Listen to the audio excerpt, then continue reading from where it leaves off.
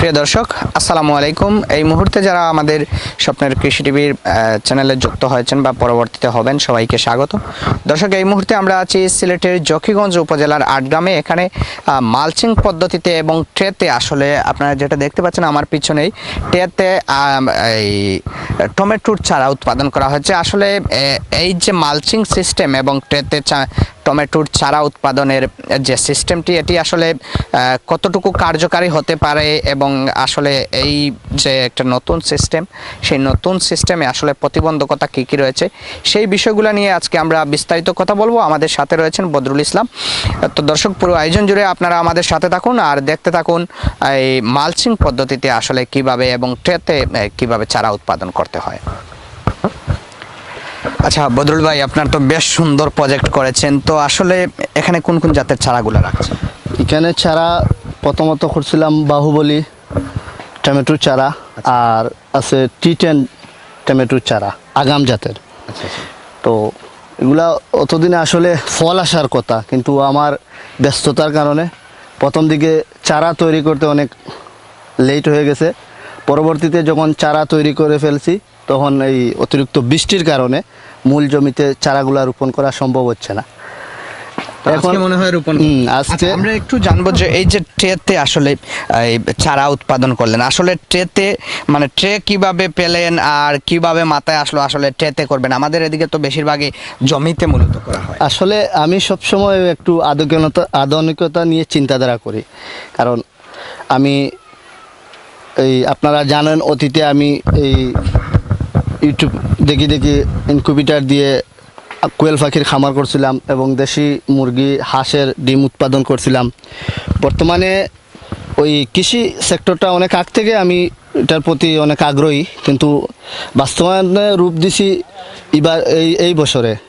এটা ইউটিউবে সর্বপ্রথম দেখা এগ্রোওয়ান, তারা এটা একটা ব্র্যান্ড তৈরি করে ফেলেছে। আপনারা জানেন, অনেকে হয়তো ইউটিউবে দেখছেন এগ্রোওয়ানের তারা মাসিক ট্রেনিংও করায়, অনলাইনেও তারা ট্রেনিং করায়। আমি যতটুকু, যেহেতু আমার এখান থেকে গাজীপুর বগুড়া অনেক দূর, তাই আমি সরাসরি ট্রেনিং না নিয়ে অনলাইনে কিছু তাদের ভিডিও দেখে প্রথমত উৎসাহিত হই। পরবর্তীতে তাদের কাছ থেকে এই ট্রে সংরক্ষণ করি। ট্রে কত করে কিনেছিলেন? আমি একটা ট্রে কিনেছি তাদের কাছ থেকে সম্ভবত 50 টাকা করে এক একটা ট্রে। এটা 3 কোয়ালিটির ট্রে থাকে।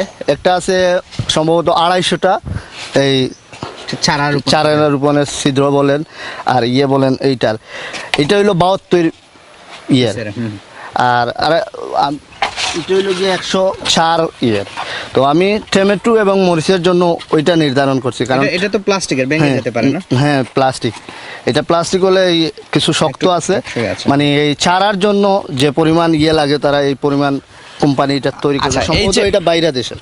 আচ্ছা, এই যে আপনি মানে ট্রে কিনে আনলেন, তারপরে এই যে গর্তের মধ্যে দেখতে পাচ্ছি, এগুলা কি শুধু গোবর নাকি গোবরের? না, এইটা কি রয়েছে? এইটা সম্পূর্ণ রেডি তাদের কাছে পাওয়া যায়। এটার নাম বলে কোকোপিট। তাদের কাছ থেকে রেডি চাইলেও আপনি কিনে আনতে পারেন, নতুবা ওই যে নারকেলের সুবরা, এর বাদে আপনার জৈব সার আর কিছু উপাদান আছে এই মেডিসিন, ওগুলা মিক্স করে চাইলে নিজেও তৈরি করা যায়। আমি যেহেতু আপনি কি নিজে তৈরি করেন? না, আমি যেহেতু প্রথম দিকে আমি এটা আসছি, তখন আমি আর এই কোকোপিটগুলো আমি নিজে তৈরি না করে ওদের কাছ থেকে রেডি কোকোপিট এনে আমি চারা তৈরি করছি আমার এখানে। আচ্ছা, চারা তৈরি করলেন যে আসলে এক একটা গর্তে তো মেবি এক একটাই রোপণ করতে হয়, তো আসলে পার্সেন্টেজ কেমন এসেছে এবং মিস্টেক আসলে কেমন করে? আলহামদুলিল্লাহ, আপনারা দেখতে পাচ্ছেন আমি প্রথম দিকে এই চারাটা কিন্তু এইখানে দিলেই হয় না, এটা প্রথমে জার্মিনেশন করতে হয়। চারাটা যখন বীজ কালেকশন করে নির্দিষ্ট একটা সময়ের মধ্যে শুকানো লাগে, এরপরে নির্দিষ্ট একটা সময় ছায়াযুক্ত জায়গায় রাখা লাগে, এরপরে ওইটা এই পানিতে 24 ঘন্টা ভিজিয়ে তারপরে শুকনো নেকড়ার মাধ্যমে আরও 2 দিন এটাকে জার্মিনেশন করতে হয়। এর পরবর্তীতে ওই ট্রেতে কোকোপিটের সাহায্যে দিয়ে বীজ রোপণ করে, তারপরে আবার ওই কালো পলিথিন দিয়ে আবার ওইটাকে আরও 2 দিন জার্মিনেশন করা লাগে, তারপরে অঙ্কুরোদয় হয়। পরবর্তীতে আমি আমার এই নেট এই সেটে জায়গায় নিয়ে আসেন। নিয়ে আসি। আচ্ছা, এই যে আপনি একটা ঘরের মতো তৈরি করলেন, আসলে এই ঘরের মতো এটি তৈরি করার কারণ কি, বা এটা ছাড়া কি আদৌ কি সম্ভব কিনা? এই যে সম্ভব হয়, কারণ আমাদের দেশে তো আপনারা দেখছেন অনেকে সুনাদন পদ্ধতিতে চারা তৈরি করেন, শুধু উপরে একটা পলিথিন দিয়ে বৃষ্টি আসলে ওইটা দিয়ে, বৃষ্টি না হলে ওটা সরিয়ে নেন। তো এটা করার মেন কারণটা হলো আধুনিক বিশ্বে তারা ওই রিসার্চ করে এরকম আপনারা দেখছেন, ইউটিউবে দেখতে পারবেন অনেক সময় অনেকে পলি হাউস করে, অনেকে নেট হাউস করে। তো এটার উপরে আরেকটা এই তাপমাত্রা নিয়ন্ত্রণের আরেকটা সেট নেটের কথা ওনারা বলছিলেন, আমি আর ওইটা কিনি নাই। আপনার ওই যে যেটা দেখতে পাচ্ছি এটা আমার সাধারণত একটা ইয়ে ছিল, ওইটা দিয়ে আমি তাপ নিয়ন্ত্রণ করছি। এটা আসলে এটার কয়েকটা উপকার আছে, যেমন রোদ বৃষ্টিরে কন্ট্রোল করা যায় এবং রোগব্যাধিরও কন্ট্রোল করা যায় এই নেট হাউস করলে বা পলি হাউস করলে। চারাটা সুস্থ সবল ভালো রাখা যায় বৃষ্টি থেকে এবং পোকামাকড় থেকে। চারা রোপণের আসলে কতদিন পরে মনে করেন না এই মানে ওই মূল যে আপনি এই পাশে তো এটা- মালচিং করছেন, হ্যাঁ, জি। তো মালচিং এ নিয়ে রোপণ করছেন। চারা আসলে সঠিকভাবে ওই চারাতে বেশ কয়েকটা ধাপ আছে, বেশ কয়েকটা পরিচর্যা আছে। ওইটা যদি সঠিকভাবে পরিচর্যা করা যায় তাহলে আশা করা যায় সর্বোচ্চ আপনার 25 থেকে 30 দিনের মধ্যে চারা রোপণের উপযোগী হয়ে যায়। যেহেতু আমি শুরুতে, সেজন্য আসলে সঠিক মতো পরিচর্যা যতটুকু আমার দ্বারা ইয়ে হয়েছে আমি করার চেষ্টা করছি। আলহামদুলিল্লাহ আমার চারা 100% অঙ্কুরোদ্গত হয়েছে এবং কি চারার গ্রোথ মোটামুটি মাশাআল্লাহ ভালো হয়েছে। আমি আজকে থেকে আমার মূল জমিতে রোপণের। আচ্ছা, এই পাশে তো বড় বড় সাইজের যেগুলো, ওইগুলা কি টমেটো? টমেটো চারা ওইটা হইলো, এরপরে ওই যে ছোট এটা হইলো গিয়ে আপনার নাগাফায়ার, এগ্রোওয়ানের নাগাফায়ার একটা মরিচ, খুব ভালো জাতের। আচ্ছা, মরিচ। হ্যাঁ, মরিচের চারা। আচ্ছা, আর এটা? এগুলো হইলো শশার চারা। আর ওই 72 সেলের যে ইয়েটা আছে আপনার, ওইটাতে আমি ওই মিষ্টি কুমড়ার চারা করছি। আমার এটা কালকে মূল জমিতে রোপণ করে দিয়েছি। চারাটা অনেক বড় হয়ে গেছে, মূল জমিতে রোপণ করে দিয়েছি। ওইগুলোও রোপণের সময় হয়ে গেছে, কিন্তু ওই সময় Total ব্যস্ততার কারণে। costing আসলে এই যে আপনার ট্রেতে যে সিস্টেম করেছেন, এই সিস্টেমে আসলে টোটাল কস্টিং কত টাকা অনুমানিক গিয়েছে? আসলে তেমনটা তো আমি প্রথম ধাপে এই হিসাব করি নাই, তারপরেও বেশি না। ওই ট্রে একটা কিনছি 50 টাকা করে। একটা ট্রেতে সর্বোচ্চ 1 কিলো কোকোপিট হলে হয়ে যায়। 1 কিলো কিলোর দাম? 1 কিলো কোকোপিটের দাম 22 টাকা, 20 টাকা, অনেকে 18 টাকা হলেও সেল করে। বিক্রি তো আমি এগ্রোওয়ানের কোকোপিটটা আনছি, কারণ তাদের ইয়ে বালা, কোকোপিটের গুণগত মান বালা, সেজন্য তারা আমার কাছ থেকে রাখছে 22 টাকা করে কিলো। 50 কেজির বস্তা 1100 টাকা রাখছে। আচ্ছা, তো টোটাল তাহলে কত যেতে পারে? 10,000 নাকি আরো বেশি হবে? মেবি 10,000-এর ভিতরে হবে, বেশি হওয়ার আচ্ছা, আমরা একটু আপনার এই যে মালচিং এর তো বর্তমানে কাজ চলছে, জি, জি। তো সেটি যদি একটু দেখি। আচ্ছা।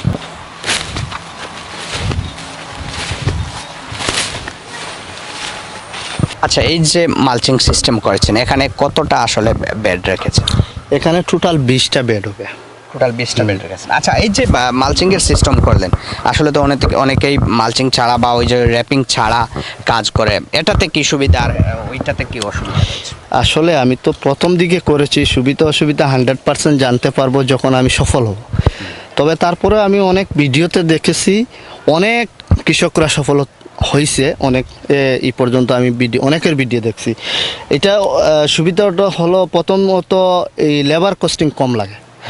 এটা তাপমাত্রা নিয়ন্ত্রণ করে এবং কি মাটির আর্দ্রতা ধরে রাখে এবং গাছে রোগব্যাধি কম হয় এবং আপনি ওই গাছের যে আগাছা জন্মায়, আগাছা থেকে এটা কন্ট্রোল রাখে। আচ্ছা, আপনি কি মনে করেন ওই যে ওই সনাতন পদ্ধতি থেকে এটা থেকে ফলন বেশি আসবে কিনা, কি আশা পাচ্ছেন? আশা ইনশাল্লাহ সনাতন পদ্ধতিকে এটা অনেক ভালো হবে, কারণ যেহেতু আগাছা হবে না, এই আপনার তাপমাত্রা নিয়ন্ত্রণ করবে এবং এই মাটির আর্দ্রতাটা ধরে রাখবে, তখন অবশ্যই আশা করা যায় যে ফলন ভালো হবে। এবং কি আমি অলরেডি অনেক সফল যারা এরকম চাষ করে সফল হয়েছে ওদের সাথেও আলাপ করছি, অনেকের সাথে আমার যোগাযোগ হয়েছে, অনেকেই সফল হয়েছে আমার মতো এরকম। প্রথমত কি হবে কি না এরকম চিন্তাধারা করে আমাকেও অনেকে বলে কি করে কি না, রান দিয়ে আবার এরকম হয় কি গাছের গুঁড়া পচে যাবে, এই হবে সেই হবে। আমিও ওদের কথাতে কান দিলাম না, আমি আমার ওই ওই এগ্রো ওয়ানের ধারাবাহিক যেরকম সিস্টেম আছে ওই সিস্টেম মতো করে যারা বাদ বাকি উপরওয়ালার ইচ্ছা। আচ্ছা, এক একটা আসলে প্রথমে বলেন এই আসলে এই যে র্যাপিং এর যে পলিগুলো আনছেন বা পলিথিনগুলো নিয়েছেন এগুলা কত করে কিনলেন এবং আসলে কোথা থেকে? এগ্রো ওয়ানের এটা আপনার এই পলিটা আছে 4 সাইজের 3 সাইজের আছে আমার যতটুকু জানা হতো। 3 ফুট হাইটের একটা রুল আছে, 4 ফুট হাইটের একটা রুল আছে। আমি যেটা ব্যবহার করছি 3 ফুট হাইটের রুল, ওইটা লম্বা অনেক লম্বা থাকে। আমি অলরেডি আপনারা দেখতে একটা রুলে কত টাকা করে দাম 3 ফুট সাইজের? 3 ফুট সাইজের 25 মাইক্রোর যে রুলটা ওইটার দাম হলো, আমি যেটা কিনছি ওইটা হলো 3000 টাকা করে। হাফ রুল কিনছি। আচ্ছা, টোটাল কয়টা রুল আপনার? ফুল এখানে আমার টোটাল এক রুল হলে চলবে। এক রুল আমি ওই যে হাফ কইরা প্রথম দিকে হাফ রুল আনছি, যেহেতু আমার কম হাফ রুল আনছি তখন হয় না, পরে আরো অর্ধেক আনছি। মোটামুটি এক রুলে 5000 টাকার মাল চিনে আমার পুরা জমিন হয়ে গেছে। আচ্ছা, এখন আসলে একটা শাড়ি থেকে আরেকটা শাড়ির দূরত্ব কতটুকু রাখছেন? আমি আপনার 2.5 ফুট 30 ইঞ্চি, হ্যাঁ 30 ইঞ্চি বেড দিছি, 1.5 ফুট ড্রেন দিছি। মানে ড্রেনটা আসলে 1.5 ফুট রাখছে। হ্যাঁ, আর মূল এই যেটা রয়েছে এটা হচ্ছে আপনার কত ইঞ্চি? 30 ইঞ্চি। 30 ইঞ্চি এটা সম্পূর্ণ হইলো আপনি এই দেখেন 30 ইঞ্চি। আচ্ছা, টোটাল বেডটা হইলো 30 ইঞ্চি। 30 ইঞ্চি আর মধ্যখানে রাখছেন আপনার 2.5 ফুটের মতো। আচ্ছা, আর চারা থেকে চারার দূরত্ব? চারা থেকে চারার দূরত্ব হলো 18 ইঞ্চি, লাইন থেকে লাইনের দূরত্ব হলো 20 ইঞ্চি। 20 ইঞ্চি। আচ্ছা, একটা জিনিস আমি দেখছি কিন্তু এটার সোজাসুজি ওই জায়গায় রোপণ না করে একটু না, এটা রোপণ করার কারণটা কি? কারণটা হলো একটু জিকিমিকি করে স্টাইলে দিলে ওইটা ভালো হয়, কারণ ওইটা যে পরিমাণ জায়গা পাবে সমান সমান দিলে মধ্যখান অনেক সময় ফাঁকা থাকে। একটু জিকিমিকি দিলে পুরাটা ওই চারাটা ওই মিডল দিকে আসলো, ওইটা ওই দিকে ওইটা ওই দিকে। জি জি। আচ্ছা, আর মানে কতদিন পরে আসলে এগুলো তো টমেটো চারা না? জি জি, টমেটো। কতদিন পরে আসলে টমেটো ফলন পেতে পারে? ওই আমি তো ওদের সাথে যতটুকু জানতে পারছি আমার জানা মতো ওই চারা রোপণের 65 থেকে 70 দিনের মধ্যে ফল আসবে ওনারা বলছে। তো আমি তো শুরুর দিকে করছি, দেখা যাক কতদিনে আসে। আচ্ছা, এই যে বেড করেছেন আসলে এই র্যাপিং এর নিচে যে মাটিটা তৈরি করলেন এখানে কি কি জিনিস আসলে দিয়ে বা কি কি দিয়ে? এই মূল জমিতে আমি প্রথমত দিয়েছি আপনার টিএসপি সার, এমওপি সার, ইউরিয়া সার, আর তার সাথে দিছি আপনার জৈব সার, অনেক জৈব সার দিছি। দিয়ে প্রথমত জমি চাষ করে লাস্টের চাষে এই জৈব সার, টিএসপি, এমওপি, ইউরিয়া দিয়ে বেড তৈরি করে ফেলছি। বেড তৈরি করার পরে আবার ওই গাছ রোপণের সাথে আপনার এই জৈব সার আর এই টাইকো ডার্মা একটা আছে গুড়া পচনের, ওইটা দিয়ে আবার চারাগুলা রোপণ করছি গর্ত করে করে। আচ্ছা, গর্ত করে করে রোপণ করে। জি। তো কি আশা মনে করেন ফলন কতটুকু হতে পারে এক একটা চারাতে?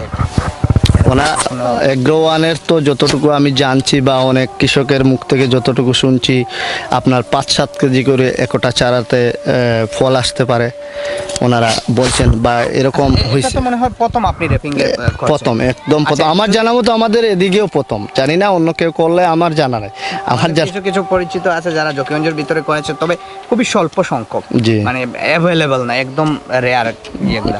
আচ্ছা, যদি এখানে আপনি সফল হন মানে এই মালচিং পদ্ধতিতে, তো পরবর্তীতে কি কোনো বিশেষ পরিকল্পনা আছে কিনা? আমার পরবর্তীতে পরিকল্পনা, আমার চিন্তা ছিল, আপনি জানেন আমি এই বর্তমান যে জমিতে আছেন এই জমিতে আমার 14 শতক জায়গা আছে। আমার পাশে আরেকটা আমার জমি আছে, আপনারা দেখছেন বর্তমানে লাউ মিষ্টি কুমড়া চাষ করছি। ওই জায়গাতে আমি আর চিন্তাধারা ছিল, প্রথম চিন্তাধারা ছিল 2টাতে আমি মালচিং দিয়ে করব। পরবর্তীতে ভাবলাম যে না, অনেকে অনেক রকম বলে, আর ওই দিকের পূর্ব দিকের আবহাওয়ায় আর আমাদের এদিকের আবহাওয়ায় অনেকটুকু ডিফারেন্স থাকতে পারে, সেজন্য প্রাথমিকভাবে আমি ওইখানে এই 14 শতকের মধ্যে আমি 3টা ফসল নিয়ে চিন্তাধারা করছি। ওইখানে আমি নাগাভাইয়ার মরিচ করব, টমেটো করব, আর সাথে আপনার বেগুন করব। 3টার মধ্যে আমি দেখব যেটাতে ভালো ফল মিলে, ভালো সফলতা আসবে, ওইটাই আবার আমি পরবর্তী ধাপে বাণিজ্যিকভাবে করার চিন্তাধারা আছে। আপনারা জানেন আমি আসলে কৃষিতে একটু আগ্রহী, কৃষিকে ভালোবাসি, সেজন্য আমি গত বছরও আমার এই পুরা জমিতে প্রায় এখানে আছে আমাদের মেবি 5 কেয়ারের মতন, 4-5 কেয়ারের মতন হবে। আমি পুরা জমি এদিকে শশা করেছিলাম, এখানে লাউ করেছিলাম। এবার আমার চিন্তাধারা আছে ওইগুলাতে ওই 3টা করবো, ওখানে লাউ করব, এখানে আবার 3 বিঘার মতন মিষ্টি কুমড়া নিয়ে আমার চিন্তাধারা আছে। মিষ্টি কুমড়াটা আলহামদুলিল্লাহ আমাদের এই এদিকে জকিগঞ্জের মধ্যে আমার যে জমিগুলাতে আছে আলহামদুলিল্লাহ অনেক ভালো ফলন। গত বছর কত টাকার মিষ্টি কুমড়া সেল করেছিল? গত বছর আসলে আমার তো এই প্রথম তো এই প্ল্যানিংটা ছিল একটু লাস্ট টাইমে, যে সময় আমার মিষ্টি কুমড়াতে পুরাপুরিভাবে ফল আসছে ওই সময় আসলে বৃষ্টি চলে আসছে, সেজন্য আর তেমন ভালো কিছু করা যায় না। তবে আগামীতে এই বছর চিন্তাধারা আছে প্ল্যানিং করে আগ থেকে ভালো একটা সফল আসবে ইনশাল্লাহ। আপনারাও থাকবেন, জানতে পারবেন ভালো। অবশ্যই আপনাকে অসংখ্য ধন্যবাদ আমাদের সাথে যুক্ত থাকার জন্য। তো দর্শক, আপনারা দেখছিলেন বদরুল ইসলাম তরুণ উদ্যোক্তা। আসলে উনি ট্রেতে চারা রোপণ করেছেন এবং মালচিং পদ্ধতিতে প্রথম অবস্থায় আসলে পরীক্ষামূলকভাবেই বলা যায় যে এখানে ট্রাই করছেন। তো এই ছিল আজকের প্রোগ্রাম। তো পুরো আয়োজন জুড়ে আপনারা আমাদের সাথে থাকার জন্য অসংখ্য ধন্যবাদ এবং আমরা সর্বোচ্চ চেষ্টা করব যেন এর ফলন আসলে কতটুকু হয় থাকে সেটি দেখানোর চেষ্টা করব। এই বলে আজকের পর্ব থেকে এখানেই বিদায় নেওয়া হচ্ছে। ভালো থাকেন, সুস্থ থাকেন, আল্লাহ হাফেজ।